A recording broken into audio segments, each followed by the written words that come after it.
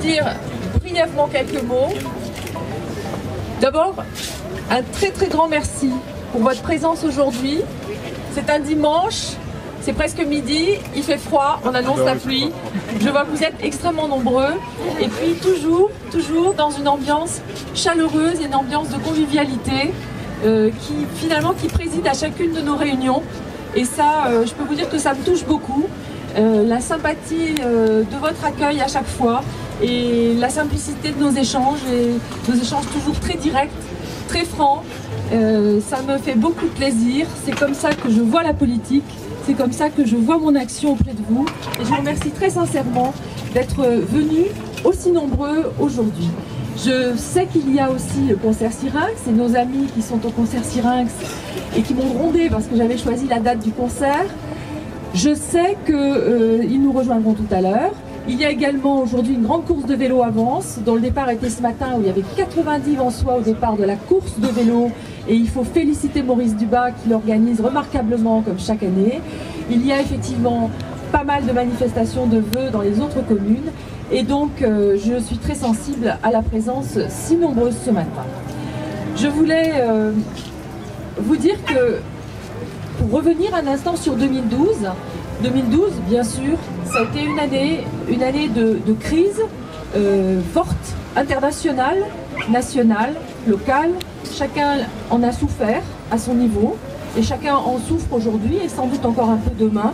Espérons qu'une embellie peut-être en 2013, mais il faut être raisonnable. Je crois que cette crise internationale, sur ce fond de crise en plus, nous avons eu en France, au plan politique, des bouleversements de politique nationale, des bouleversements extrêmement importants. Ces bouleversements ont conduit à un changement de majorité, aussi bien au niveau du président de la République que des parlementaires. Et aujourd'hui, eh bien, quel que soit le vote que les uns et les autres ont fait, eh bien, aujourd'hui, personne, je crois, ne se satisfait de la situation dans laquelle est notre pays. Et chacun est déçu et je crois profondément que la difficulté qui est la nôtre à comprendre ce qui se joue au plan national vient du fait que ce n'est pas un homme ou une étiquette politique qui va changer les choses et l'avenir du pays et l'avenir de l'Europe et du monde. C'est certainement aujourd'hui la fin d'un modèle, c'est ce que je crois profondément, c'est la fin d'un modèle économique, d'un modèle où la profitabilité à court terme a régné en maître pendant des années, en créant des suppressions d'emplois, des suppressions d'investissements dans les entreprises, en créant une augmentation de la dette. Ce modèle-là, dans lequel l'être humain n'a plus sa place, eh bien, arrive à son terme. Ce sont les limites du système. Et je crois que ce n'est pas un homme ou une équipe présidentielle ou parlementaire, c'est l'ensemble des Français qui doit montrer qu'il est capable de plus d'humanisme et de plus de solidarité dans un monde où l'on retrouve une liberté d'entreprendre, dans un monde où l'on retrouve de l'humanisme et de la solidarité.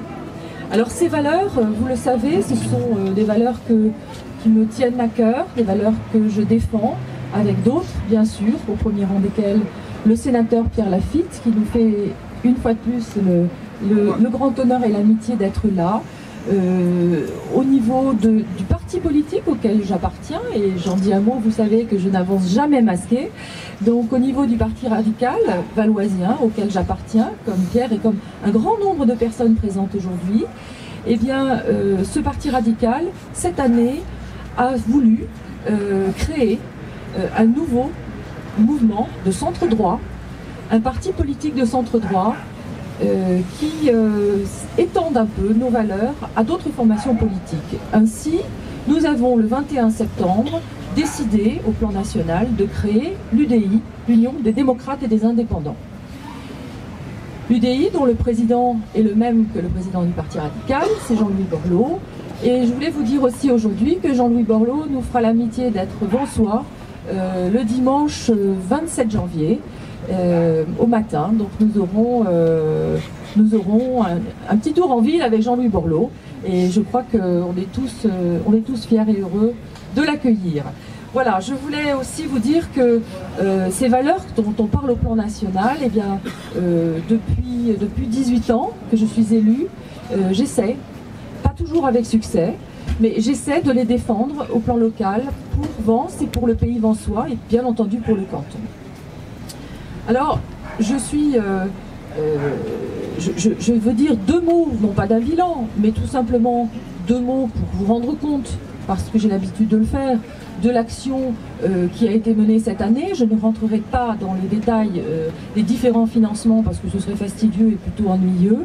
En revanche, je veux quand même souligner que même si l'action du conseiller général est moins visible parfois, ou en tout cas la présence est moins visible que celle par exemple de la mairie, je veux tout de même souligner que c'est un travail au quotidien bien entendu sur ce canton, et il y a ici énormément de représentants à la fois de Saint-Jeannet et de la Gaude, et je veux aussi que les Vensois qui sont ici les remercient de leur présence et puissent les rencontrer peut-être ceux qui n'ont pas l'habitude de le faire.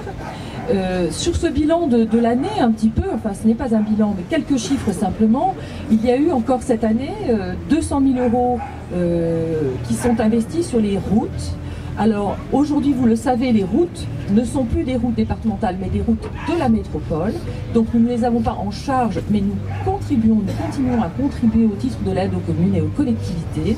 Donc il y a eu plus de 100 000 € qui vont à la métropole pour rénover notamment le chemin de la Cine, la plus haute Cine, Sainte-Colombe dans le projet métropolitain de cette année. Il y a également 46 000 € sur Saint-Jeannet pour de la rénovation de voirie, 40 000 € sur la Gaude également pour la rénovation de voirie. Il y a eu cette année, et sont en cours, les travaux de rénovation des façades du collège qui étaient attendus depuis très longtemps, de rénovation du collège de la Cine, à peu près pour 500 000 € cette année et encore un peu plus l'année prochaine. Il y a eu également l'an passé, en 2012, un investissement important de plus de 2 millions d'euros pour restructurer entièrement la demi-pension du collège des Baous, en attendant un autre collège lorsque nous saurons précisément où la municipalité le veut. Nous avons également financé à hauteur de 1,5 million d'euros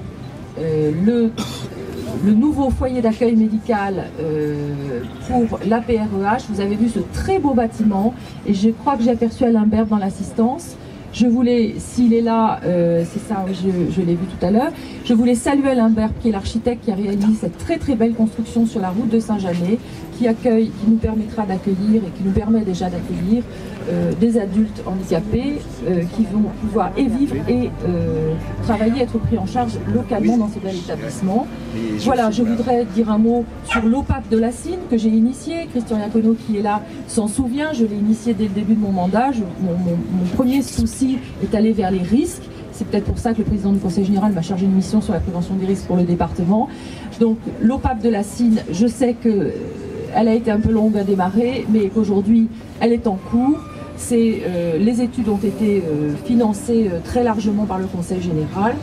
Concernant le Prat-Julian et ce dossier qui est extrêmement délicat, j'ai rencontré à plusieurs reprises les services de l'État et le préfet et pu obtenir qu'effectivement nous ayons des résultats du côté de l'État. Ça n'a pas été simple, il y a eu différents changements de préfet, il y a eu un dossier qui était un peu endormi mais qui aujourd'hui a repris le bon chemin et est en route.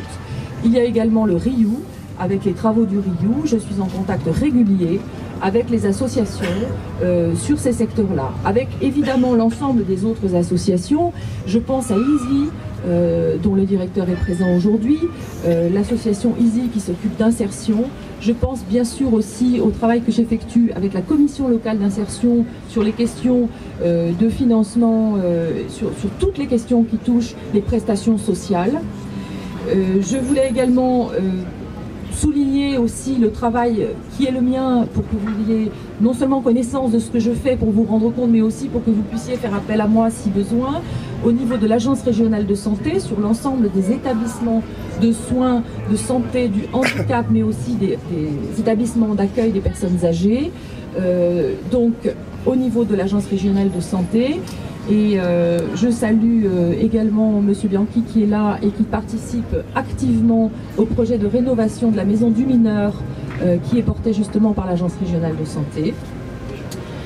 Je voulais vous parler aussi, bien sûr, de l'action que l'on mène en partenariat avec les communes, par exemple tous les FISAC du canton, par exemple aussi le CLSPD, c'est-à-dire le Conseil de prévention de la délinquance, avec un poste, le poste de Moustapha Hiche que nous finançons à la métropole pour permettre la prévention de la délinquance et pour permettre de travailler en amont sur les questions de prévention de la délinquance.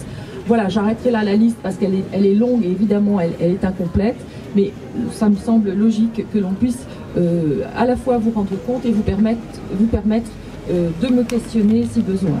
Voilà, alors vous l'avez compris, je suis une élue de proximité, c'est ce qui me motive, c'est ce qui m'intéresse, ce sont les gens, leurs problèmes, leurs difficultés, leurs joies aussi, quelquefois ils me les font partager, et voilà, c'est mon quotidien, c'est mon bonheur et c'est mon moteur. Je voulais vous dire que nous avons en tant qu'élus des moments difficiles, et je ne reviendrai pas sur l'année 2012 parce que, bon, chacun l'a compris, il y a eu des moments difficiles en 2012. Je ne suis pas quelqu'un qui regarde derrière, je regarde devant. Et dans un parcours politique, eh bien, il y a quelquefois des moments plus difficiles, on va le dire comme ça. Et en tout cas, cette année 2012 m'a permis de mesurer la confiance que vous avez en moi.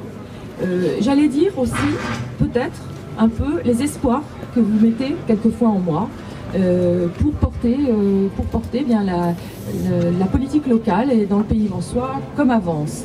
Alors, je suis heureuse que la réforme qui était prévue et qui envisageait la fusion du Conseil régional et du Conseil général soit supprimée et que les cantons demeurent. Donc ça, c'est une certitude, les cantons vont demeurer. Ils seront plus importants en termes de population. Ça veut dire qu'il y a des cantons qui vont disparaître et des regroupements qui vont s'effectuer. Les cantons feront au minimum 26 000 habitants. Pour l'instant, c'est le chiffre qui circule. Donc, celui du canton de Vence est déjà au-delà de 26 000, donc a priori, il ne devrait pas bouger. Mais il est possible que d'autres communes, comme Boursegoul, etc., nous rejoignent, je ne sais pas. De toute façon, il y aura toujours, alors, 2 conseillers généraux et non plus un conseiller et un suppléant. Il y aura 2 élus, un homme et une femme. Voilà le moyen qu'ils ont trouvé pour régler le problème de la parité, si j'ose dire. Donc un homme et une femme obligatoirement élus par canton, donc on se présentera en couple. Voilà, j'ai eu quelques demandes en mariage déjà, je commence à réfléchir. Voilà, donc pour que vous sachiez quand même que effectivement la réforme des cantonales existe, mais elle a été revue, j'allais dire, et corrigée, et je m'en félicite parce que honnêtement, je crois que c'était une erreur de mettre un conseiller régional comme conseiller local. Parce qu'aujourd'hui, si je vous dis quel est votre conseiller régional, il n'y a pas une personne ici qui puisse me répondre. Alors certains d'entre vous savent que plus ou moins un tel et un tel sont au conseil régional, mais personne ne voit le conseiller régional, jamais, et personne d'ailleurs ne pense à le solliciter. Moi, je vous le dis régulièrement, quand il s'agit de sujets qui concernent la région, je vous donne même les noms en vous disant appelez un tel, allez voir un tel, parce que c'est leur travail et ils doivent être le relais. Alors, les cantons donc sont maintenus. La date des élections cantonales a été reportée d'une année. Ça, c'est également un élément qu'il faut que vous sachiez. Ce ne sera pas en même temps que les municipales et 2014, ce sera un an plus tard, en 2015. Voilà. Donc, aujourd'hui, une action dans la proximité, une action avec un besoin d'aller à la fois à l'information, parce que pour vous représenter, il faut vous rencontrer. Si je ne vous rencontre pas, si je ne suis pas dans la rue, si vous ne venez pas à mon bureau, si on ne se parle pas, eh bien, je ne peux pas vous représenter. Et je pense que c'est ça le rôle de l'élu. Le rôle de l'élu, c'est pas d'avoir le pouvoir sur les autres, c'est d'avoir le pouvoir pour en faire quelque chose. Le rôle de l'élu, c'est de représenter la population dans son ensemble. Et c'est pour ça que vous ne m'entendrez pas, dans un contexte de vœux, critiquer ou envoyer quelques pics, même si quelquefois il y a des choses qui sont lourdes à porter. Eh bien, je considère que en vous présentant mes vœux, eh bien, c'est la convivialité qui doit présider. Et je suis la conseillère générale de tous les habitants de ce canton, sans distinction, de tous. Voilà. Je voulais vous dire que ma permanence qui vient de s'ouvrir est une permanence aussi pour jouer davantage encore la carte de la proximité. Vous le savez, depuis le début de mon mandat, et comme je m'y étais engagée, j'ai fait des permanences tournantes dans les 3 communes, en demandant chaque fois aux municipalités d'avoir une salle, et ensuite en l'annonçant dans la presse. Je continuerai à le faire sans doute dans les 2 autres communes, mais je considère que c'est un peu compliqué quelquefois d'avoir un bureau aux dates qui me conviennent et qui conviennent également à la mairie, et que donc il est plus simple d'avoir un bureau à poste, si je peux me permettre de m'exprimer ainsi. Elle ne sera pas ouverte tout le temps, mais vous pourrez y déposer un courrier, vous pourrez prendre contact avec moi par téléphone comme vous le faites régulièrement, ou par mail qui est affiché sur la permanence. Ma secrétaire, qui est peut-être d'ailleurs ici, elle m'avait dit qu'elle venait, je crois qu'elle est là, ma secrétaire est à votre disposition pour vous répondre toujours très gentiment. Elle connaît bien nos dossiers, elle connaît bien ce canton, et d'ailleurs je souhaitais particulièrement la remercier pour son action à mes côtés et pour sa fidélité. Alors voilà, simplement pour conclure, vous dire que depuis 18 ans, j'ai un engagement plein et entier au service de Vence. J'ai un engagement depuis 4 ans plein et entier au service de ce canton.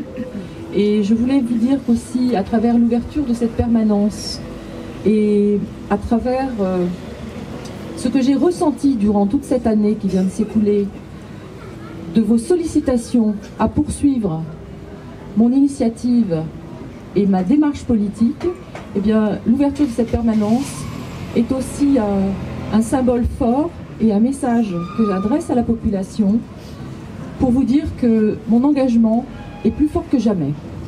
Je vous remercie.